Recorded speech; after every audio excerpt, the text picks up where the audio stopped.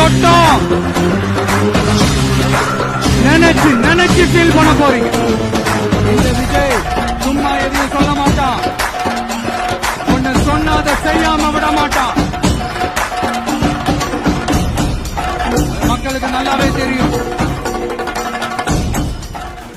இந்த கூட்டம் 2 சார் ஒத்தாளு கூட்டமா மாறுறதும் கூட்டம் ஒத்தாளா மாறுறதும் இப்பெல்லாம் ஒரே நாள்ல நடக்கும்.